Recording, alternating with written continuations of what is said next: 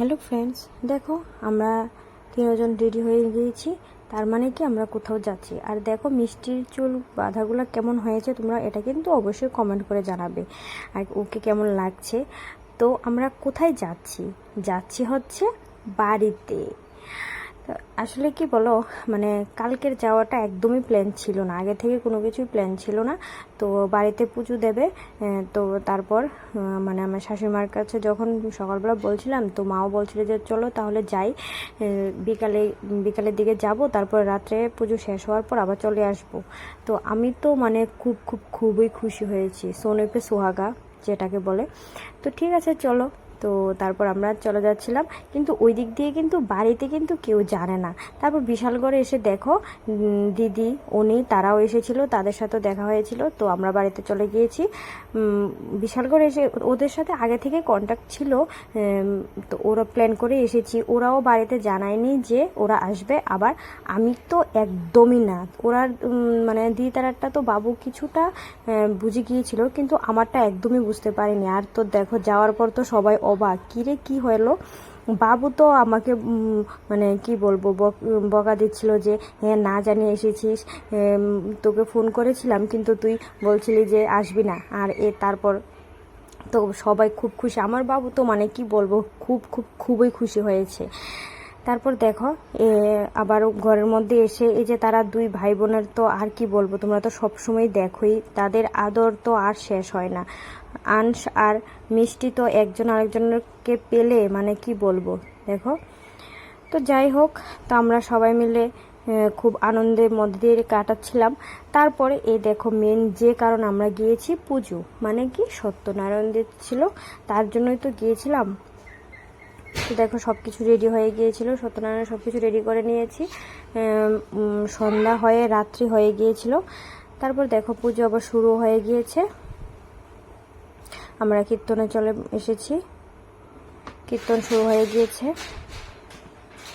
তো প্রথম থেকে কীর্তনের মধ্যে বেশি একটা মানুষ হয়নি। তারপর কীর্তন শুরু হওয়ার পর মানে প্রথমে তো কিছুটা কম মানুষই ছিল। প্রথমে আমরা বাড়ির মানুষরা মিলেই শুরু করেছি, বলতে সবাই যে শুধু বাড়ির তেমন না, দেখো পাড়ারও কিছু লোক ছিল, কিন্তু তারপর আস্তে আস্তে কিন্তু আরও অনেক মানুষ হবে। তো দেখতে থাকো। দেখো আমার মিষ্টিও কীর্তন শুনছে, মিষ্টি আনস আমরা সবাই বসেছিলাম। আর দেখো তারপর তো মানে এই দেখো অনেক অনেক এবার কিন্তু অনেক লোক হয়ে গিয়েছে। তো সবারই একটু তাল উঠে গিয়েছে, এবার নাচ করছে। তো কীর্তনের মধ্যেও কিন্তু দেখো তাল উঠে যায় না, মানে ওদের তো আর কি বলবো, খুবই আনন্দ করে। সত্যনারায়ণের মধ্যে, আমাদের বাড়িতে সত্যনারায়ণের মধ্যে খুব আনন্দ হয়, কিন্তু দেখো সবাই খুব সুন্দর নাচ করছে। আর এদিক দিয়ে মিষ্টি মার কোলে সব কিছু দেখছে, দেখো সবাই যে নাচ করছে, মা আবার গান করছে, ও শুধু তাকিয়ে আছে সব কিছু দেখছে। ও কিন্তু অন্য অন্য দিন বাড়িতে মানে সন্ধ্যার সময় টিফিন খাওয়ার পরে কিন্তু একদম ঘুমিয়ে যায়। তারপর আবার রাত্রে 9:30টার দিকে আমি ডাক দিয়ে উঠিয়ে তারপর আবার খাবার দিতে হয়।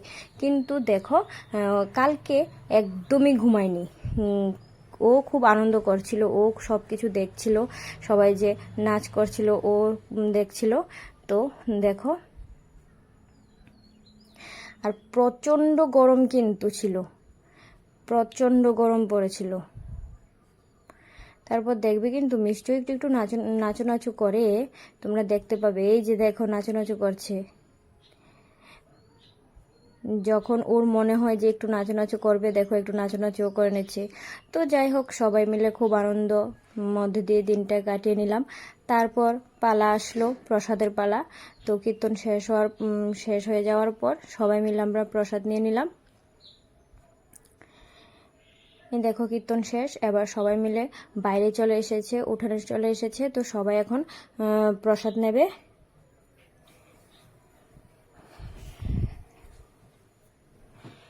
আমরাও সবাই ছিলাম, আমি দিদি দিদিভাই আমরা সবাই ছিলাম। এই দেখো প্রসাদ দেওয়া শুরু হয়ে গিয়েছে।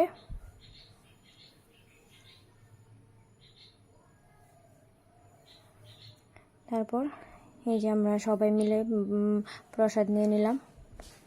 তো তারপর ভিডিওটাকে কিন্তু আমি লাস্ট অবধি মানে এতটুকুর মধ্যে আমি শেষ করে নিয়েছিলাম, কারণ বেশি একটা আর বড় করিনি। তো টাটা।